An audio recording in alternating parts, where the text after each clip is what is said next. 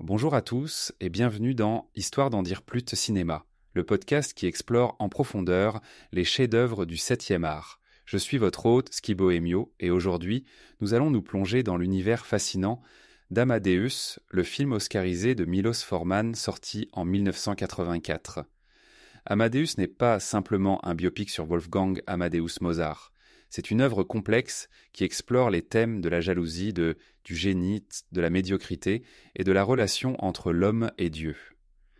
Le film nous raconte l'histoire de Mozart à travers les yeux de son rival Antonio Salieri, créant ainsi un récit captivant qui mêle vérité historique et fiction dramatique.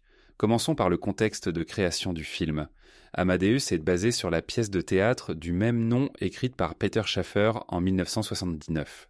Shaffer s'est lui-même inspiré d'une courte pièce d'Alexander Pouchkine, Mozart et Salieri, écrite en 1830. Lorsque Milos Forman a vu la pièce de Shaffer à Londres, il a immédiatement su qu'il voulait l'adapter au cinéma.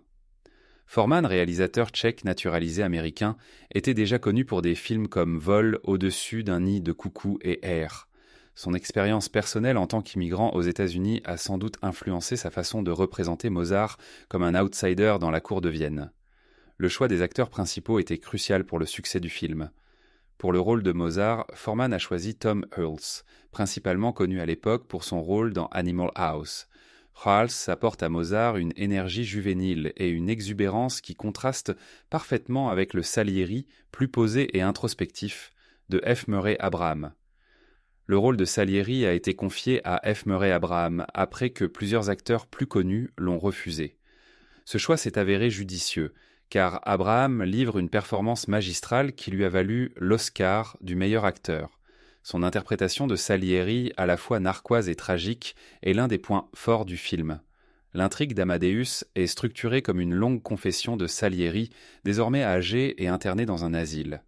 Il raconte à un jeune prêtre comment il a rencontré Mozart, comment il a été à la fois fasciné et jaloux de son génie, et comment il a finalement comploté pour causer sa perte. Cette structure narrative permet à Forman de jouer avec la notion de point de vue subjectif.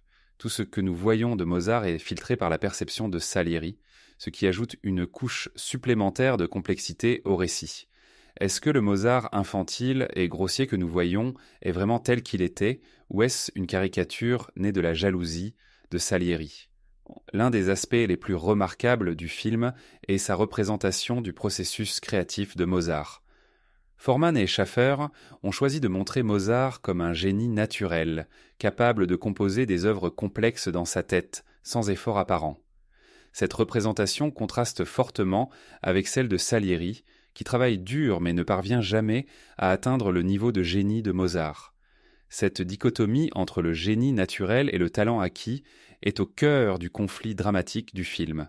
Salieri, un homme pieux qui a consacré sa vie à la musique et à Dieu, ne peut accepter que le don divin de la musique ait été accordé à quelqu'un d'aussi infantile et irrespectueux que Mozart.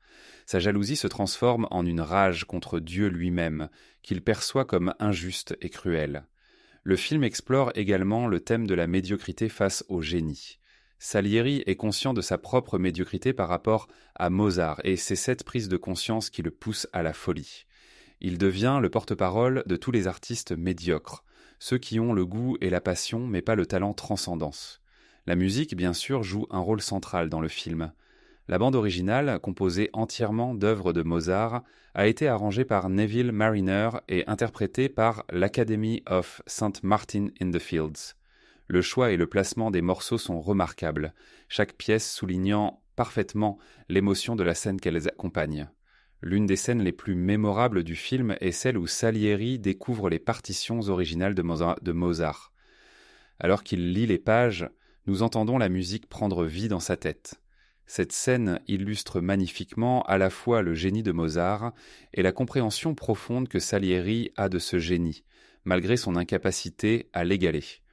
Presque 40 ans après sa sortie, Amadeus reste un chef-d'œuvre du cinéma, un film qui continue de fasciner et d'émouvoir les spectateurs. Que vous soyez fan de musique classique ou simplement amateur de bon cinéma, Amadeus est un film qui mérite d'être vu et revu.